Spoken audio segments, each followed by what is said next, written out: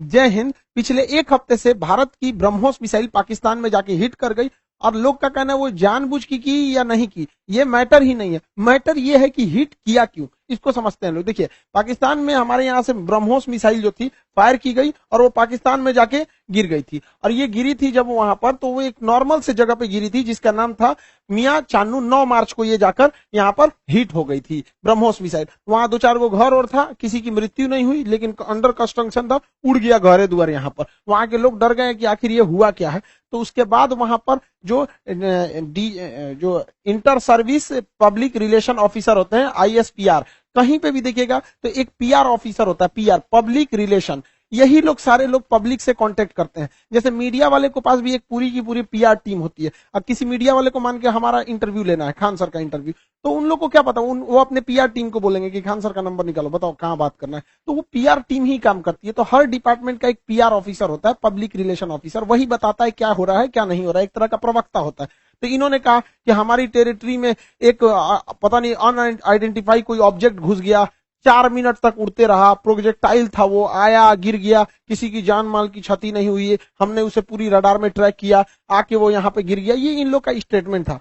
Actually में हुआ क्या था कि भारत से मिसाइल लॉन्च किया गया था, लेकिन ये दोनों देशों में विवाद न हो जाए इसलिए भारत सरकार के पहले से एक समझौता है 1999 का। 21 फरवरी 1999 में अटल बिहारी वाजपेयी और नवाज शरीफ के बीच में एक लाहौर एग्रीमेंट साइन हुआ था, लाहौर डिक्लेरेशन। इसमें कहा गया था कि अगर दोनों सेनाओं की ओर से अगर कभी भी गलती से कोई मिसाइल या हमला हो जाता है तो वो लोग हॉटलाइन पे बात करके इसका कंफर्मेशन कर देंगे कि जानबूझ के किया गया या गलती से हुआ है, इसकी अवगत करा दिया जाएगा। तो उसके लिए भारत की ओर से हॉटलाइन पे बात करके बता दिया गया पाकिस्तान को 2 दिन बाद कि भैया हमारी ओर से गलती से चला है।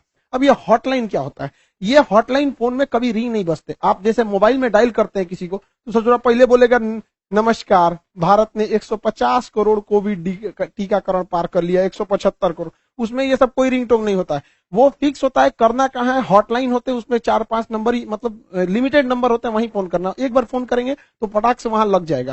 तो हमेशा इमरजेंसी में होता है। अगर हम कहीं किसी पे फोन पे बात कर रहे हैं और कोई नॉर्मल आदमी हमको कॉल करेगा तो उसको वेटिंग बता देगा, लेकिन अगर हॉटलाइन से कॉल करेगा तो जिससे हम बात कर रहे हो तो उसका फोन वहां कट जाएगा और डायरेक्ट आ जाएगा मेरे पास आदेश। तो ये हॉटलाइन 2 देशों के बीच में होता है। मुख्यमंत्री जब कॉल करते हैं तो हॉटलाइन से कर सकते हैं, प्रधानमंत्री वगैरह। तो हॉटलाइन से भारत सरकार ने उन्हें बता दिया कि ऐसा ऐसा हुआ है। शुरुआत में ये मामला दब गया था, लेकिन पाकिस्तान के लोगों को लगा कि उनकी तो मेरी बेइज्जती हो गई, किसी ने आया पूरा बजा के चला गया, इसकी जांच होनी चाहिए। अब ये भाई साहब ये कर रहे हैं कि इसकी जांच कराएंगे हम, कैसे मिसाइल आया और ऐसे हमारे देश के अंदर घुस गया 124 किलोमीटर। अब ये मामला लेके जाएंगे यूएनओ में सिक्योरिटी काउंसिल में उठाएंगे, रूस से कहेंगे, चाइना से कहेंगे, इस्लामिक ऑर्गेनाइजेशन के देशों से कहेंगे। इन लोग का कहना है कि यूएनओ तक में ये मामला उठेगा कि आखिर ये मिसाइल आया क्यों। ये गधा पाकिस्तान उसी चाल में फंस गया जिसमें हम इसे फंसाना चाहते थे। हम ये चाहते थे कि पाकिस्तान इस पर बवाल करे और ये मामला इंटरनेशनल हो, लेकिन इन गधों के यहाँ पता नहीं कोई इंटरनेशनल रिलेशन पढ़ाता भी है कि नहीं, इन गधों को कुछ नहीं पता,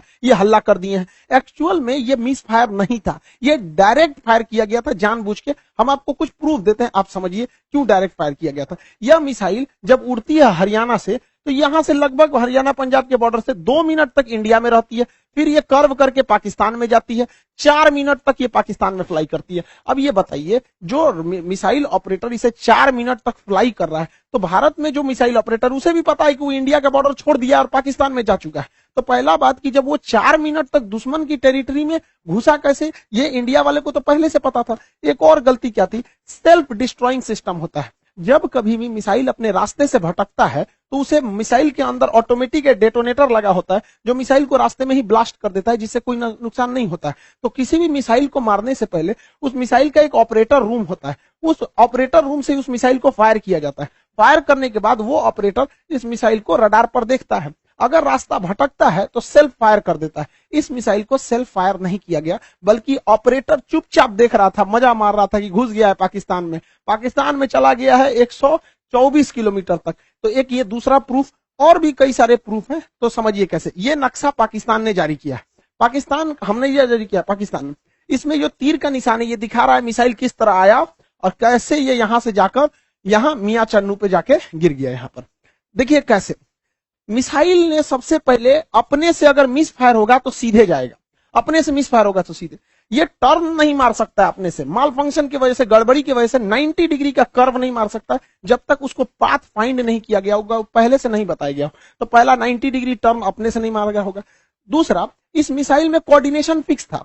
किसी भी मिसाइल को मारने से पहले उसका जीपीएस लोकेशन कोऑर्डिनेशन फिक्स किया जाता है कि यहीं पर जाना है, लेकिन इसमें कोई बारूद नहीं था। देखिए अमूमन यही होता है कि पहले उसमें बारूद यानी वारहेड भरा जाता है, पहले उसमें वारहेड भरा जाता है, तो इसमें वारहेड था नहीं। जब वारहेड भर दिया जाता है तब उस मिसाइल में फीड किया जाता है कि इस मिसाइल को जाना कहां है। तो इस मिसाइल में जाना कहां है ये फीड कर दिया गया था, और वारहेड नहीं फीड किया गया था। और जाना भी कहां है, मियां चन्नू पे। यहां ना कोई स्ट्रेटेजिक लोकेशन है, ना कोई सेना का स्कूल है, कुछ भी ऐसा नहीं है।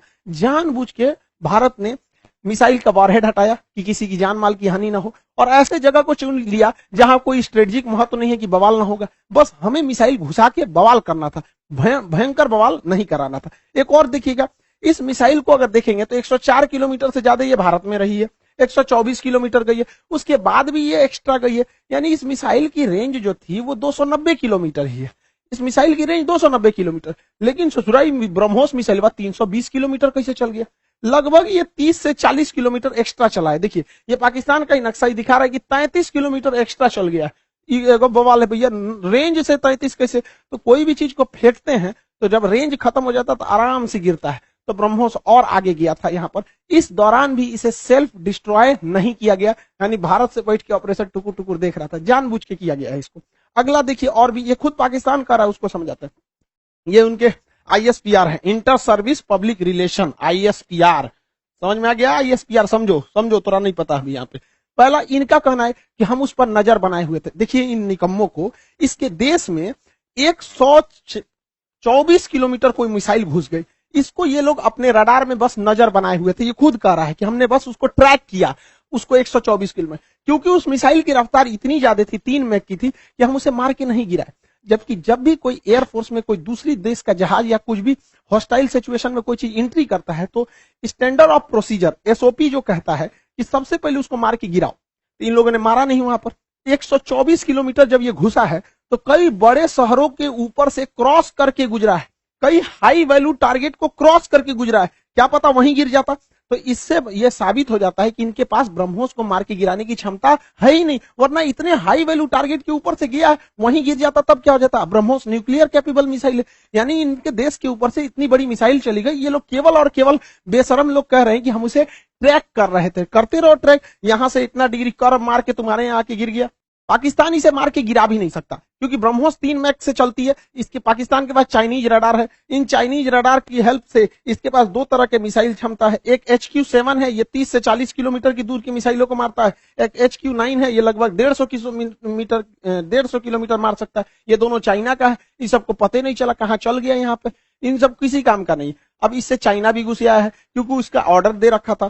चाइना पूरी दुनिया को ऑर्डर दिया था कि भैया हमारा HQ-9 डिफेंस सिस्टम बहुत अच्छा है, ले लो। अब पूरी दुनिया ने उसको ऑर्डर कैंसिल कर दिया। इसे तोरा कोने काम का मिसाइल है, भारत का ब्रह्मोस घुस गया है वहां पर।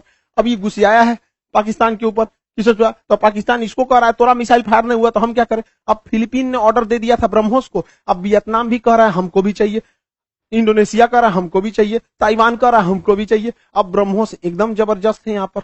अभी भी किसी को डाउट होता है कि भारत से मिसाइल गलती से छूट गई है, अभी भी मन में डाउट है तो दिमाग लगाइए। हम आपको मिसाइल छूटने के 10 दिन पहले अपना एक वीडियो का छोटा सा क्लिप बना दिखाते हैं, जो यूक्रेन मुद्दे पर बताए थे। उसको जरा ध्यान से देखिए और दिमाग लगाइए, आपको खुद पता चल जाएगा कि भारत ने मिसाइल जानबूझ के मारा था। इस दुविधा में हम लोग हैं कि अमेरिका का साथ दे कि रूस का साथ दे। इसके लिए सबसे अच्छा रास्ता क्या होता है समझिए। मान के चलिए हमारे 2 बहुत करीबी आदमी हैं, उन दोनों का ब्याह पड़ गया, तू कह रहा है कि हमरे ब्याह में आना, तू कह रहा है हमरे ब्याह में जाएगा, तो भैया हम एक में जाएंगे तो दूसरा से संबंध खराब हो जाएगा। एक काम करते हैं, कोई दिन हम अपने ब्याह कर लेते हैं, बातें खत्म हो जाएगा, भैया हम अपने ब्याह में बिजी थे। इसी वजह से सबसे अच्छा तरीका है, ना हम रूस के फेवर में जाएंगे और ना ही हम अमेरिका के फेवर में जाएंगे। सबसे अच्छा तरीका है मोदी जी को अपनी सेना को बोलिए कि गलवान घाटी में 2 किलोमीटर आगे घुस जाए। गलवान घाटी में जैसे 2 किलोमीटर आगे घुसेगी, लड़ाई तो करना नहीं है, उलझा के रखना है। 2 किलोमीटर जहां आगे घुसेगी उधर से चाइना वाले घुस जाएंगे, फिर वैसे ही स्टैंड ऑफ हो जाएगा। 2-3 महीना चलेगा, अमेरिका कहेगा हे बोलना रे रूस को, हम कुछ करे, हम तो खुदे लड़ रहे हैं चाइना से यहाँ पे, तो हम दोनों शांत के शांत रहेगा। आपको क्या लगता है, भारत को इधर उलझा देना चाहिए कि नहीं देना चाहिए? वरना आप मना करेंगे तो कोई ना कोई देश इस तरह से आपको कहेगा कि भैया हमारा साथ दो, उससे अच्छा हम खुद उलझे हुए हैं, बातें खत्म। अब समझ में आ गया, हम लोगों को इस इंटरनेशनल कचड़ा में नहीं पड़ना था कि रूस का साथ दे, कि यूक्रेन का दे, कि नाटो का, कि अमेरिका का। इसलिए हम खुद बोले थे कि भारत को कहीं ना कहीं हमला कर देना चाहिए, ताकि हम लोग खुद ही इंटरनेशनल प्रेशर से बच जाएं। आज पूरी दुनिया नहीं कर रही है कि आप हमें जेलेंस्की का साथ दीजिए, नाटो का साथ दीजिए, कुछ नहीं कर रहा है। अब हम लोग यूक्रेन मारने से हट गए हैं क्योंकि पाकिस्तान इसे इंटरनेशनलाइजेशन कर रहा है और हम लोग बच गए यहाँ पे। मोदी जी कभी कभी मेरी बात मान लेते हैं, कभी मान लेते हैं कभी कभी, लेकिन कभी कभी बहुत बवाल के बाद मानते हैं। अभी देखिए पिछली बार रेलवे में पूरा बवाल हुआ, तब जाके उन्होंने अपना नोटिफिकेशन जारी किया, उसमें भी 2-4% इधर उधर करिए दिए हैं वहां पर भी रेलवे वाले में। और एयरफोर्स की वैकेंसी अभी रिजल्ट अभी तक रोक के रखे हैं। भैया ये एयरफोर्स वाले हैं, इन लोग को पढ़ा हम लोग बैठे हुए हैं, भेजिए, उड़ाए सब जहाज, मारे सब यहाँ पर।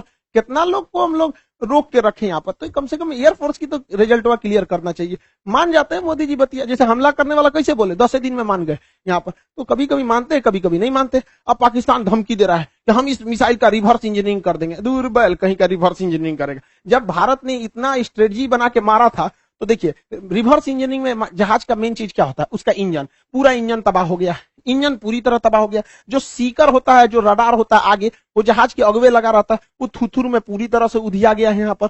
इसका जो सॉफ्टवेयर है, बिना सॉफ्टवेयर का जहाज उड़वे नहीं करता है, बिना सॉफ्टवेयर का मिसाइल नहीं उड़ सकता है, मोबाइल काम ही नहीं करता बिना सॉफ्टवेयर के। इनके सॉफ्टवेयर कहाँ है? तो अभी भी मिसाइल को देखिए, मिसाइल अपने से डिस्ट्रॉय नहीं हुई है, जानबूझ के इसे छोड़ा गया। तो पाकिस्तान कर रहा है, ये किस धातु का बना है ये हम पता कर लेंगे। रे ससुराल लोल, अगर तुम ये पता कर लेगा किस धातु का है, तो तुम अभी तक बना चुका रहता कि किस धातु का है। धातु पता करके बता, इंटरनेट पे मिलता है, हमरा से पूछ लियो, आके हमसे पूछ लियो। केमिस्ट्री में जब मेटलर्जी चैप्टर पढ़ाएंगे ना, धातु कर्म चैप्टर पढ़ाएंगे, धातु शोधन, सांद्रण, निस्तापन, भंजन, वहीं बता देंगे मेटलर्जी में तुमको। ब्रह्मोस का खोजेंगे लोल कहीं का, कौन सी बचल है ब्रह्मोस में? कुछ नहीं मिलने वाला है। लेकिन हाँ, ये बवाल कहेगा हमने ब्रह्मोस का कॉपी बना लिया, अमेरिका के टॉमहॉक का हमने कॉपी किया था, हमने कॉपी बना लिया। ऐसा कुछ कॉपी नहीं बना पाएंगे, क्योंकि बहुत ही टफ इंजीनियरिंग होती है इसके अंदर। आपका आगे का जो रैमजेट इंजन है ये बर्बाद हो चुका है, फ्यूल सिस्टम बर्बाद हो चुका है, प्रोपल्सन सिस्टम बर्बाद हो चुका है, नेविगेशन सिस्टम बर्बाद हो चुका है। खाली खोपड़िया मिलेगा तो ये बना लेंगे मिसाइल। यहाँ पर गुलेल बनाना है, देख के बना लेंगे, लोल कहीं के यहाँ पर मिसाइल बना लेंगे। और तुम बना, भारत के पास पहले मिसाइल बनाने के बाद परीक्षण केंद्र जो था वो पोखरण में था, यहाँ परीक्षण करते थे। चांदीपुर में परीक्षण करते थे, व्हीलर द्वीप जिसका नाम कलाम द्वीप है उड़ीसा का, इसे करते थे। फिर नया जो था कर्नाटक के चित्रदुर्ग में परीक्षण करते थे। 4 जगह हम लोग का परीक्षण केंद्र था। अभी नया 5वां परीक्षण केंद्र खुल गया है पाकिस्तान। अब हम लोग हमेशा कभी कभी इधर परीक्षण करते रहेंगे ब्रह्मोस वगैरह का। और पाकिस्तान का नया सरदर जो है ब्रह्मोस जो है, वो नेवी से तो मार ही सकता है, एयरफोर्स से मार ही सकता है, जमीन वाला तो अभी मार के गया है। इसका नया खतरनाक वर्जन ब्रह्मोस 2 आ रहा है, जो 800 किलोमीटर मारेगा। यानी पाकिस्तान में बैठे बैठे, पाकिस्तान हेल के, अफगानिस्तान है के, कजाकिस्तान चल जाएगा वहां पर। ब्रह्मोस 2 आ रहा है, इसका बाप है ये ब्रह्मोस का। अभी इसी से नहीं लड़ पाए तो दादा आ रहा है। दूसरा ब्रह्मोस NG आ रहा है, बहुत हल्का रहेगा और बहुत दूर तक मारेगा। तो तुम ससुरे, एक तो तुम्हारे बाप के बस की बात है नहीं रिवर्स इंजीनियरिंग, क्योंकि बचा ही कहां है। अगर उस तरह से देखिएगा तो हम तो वियतनाम को, फिलीपीन को बेचे हैं, वही बना ले रिवर्स इंजीनियरिंग। रिवर्स इंजीनियरिंग इतना आसान है तो हम लोग राफेल खरीद के लाए हैं, नहीं बन जाएगा। तुम्हारा रिवर्स इंजीनियरिंग इतना तगड़ा है तो चाहे अमेरिका से तुम F-16 जहाज खरीदे हो, तुम उसको 20 साल से उड़ा रहे हो। अब बैल आज तक तुम अपने जहाज J-17 का एक तो इंजन नहीं बना पाए, कौन सी रिवर्स इंजीनियरिंग करते हो? मनोवैज्ञानिक दबाव बनाओगे कि हमारे पास ब्रह्मोस 2 आ गया, ब्रह्मोस का कॉपी आ गया है, तो जो एकरे बस का कुछ नहीं है। ये बस मेकअप करेगा, चौथे शादी की तैयारी करेगा। ये आंटी जी खैर चाचा है, कोई बात नहीं, हम क्या करेंगे। बैल कहीं का, तुम सुधर जाओ, ऐसा कुछ नहीं होने वाला है यहाँ पर। इसलिए रिवर्स इंजीनियरिंग नहीं हो पाएगी। इसको 1 साल से हम समझा रहे हैं, नहीं समझ पा रहे हैं यहाँ पर। इससे कोई रिवर्स इंजीनियरिंग नहीं होगी। अब आप समझ गए होंगे, भारत ने जानबूझ के मारा था यहाँ पर ब्रह्मोस। इसी बहाने ब्रह्मोस का सक्सेस भी हो गया, डिमांड भी बढ़ गया। और आप लोग का जो बैच था इकोनॉमिक्स था, लगभग इसमें एडमिशन क्लोज हो चुके होंगे इकोनॉमिक्स में, क्योंकि सर्वर में जगह नहीं है। LDC वाला बैच है, इसमें GS भी है, मैथ भी, रीजनिंग भी, इंग्लिश भी। SSC CHSL का है, उसका टारगेट बैच स्टार्ट हो चुका है आप लोग के लिए बहुत जल्दी। अभी आप उसको ऑनलाइन देख सकते हैं। मैथ का क्लास भी PK सर स्टार्ट कर दिए, पूरा फाउंडेशन से एकदम लो फीस रखा गया है। वैसे बच्चों के लिए जो हाई फी नहीं दे सकते हैं, अभी वो 10 दिन क्लास ऐसे करके देख सकते हैं, उसको एकदम नॉमिनल है। जो मतलब हमारा तो पूरा उद्देश्य ही रहता है कि गरीब से गरीब तक को शिक्षा दी जा सके। आई होप आप पूरा इंसिडेंट्स को समझे होंगे। जिन बच्चों को एडमिशन लेना होगा वो ले लेंगे। मिलेंगे नेक्स्ट क्लास में। जय हिंद।